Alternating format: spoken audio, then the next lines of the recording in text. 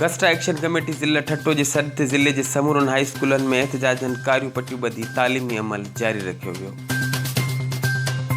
Government higher secondary school जमपीर में गस्टा action committee के chairman खैर मोहम्मद कवी की अगवानी में उस्तादन के मसइलनि उस्तादन सां थींदड़ इंतकामी कार्रवाईनि खिलाफ़ सख्त नारेबाज़ी कई वई।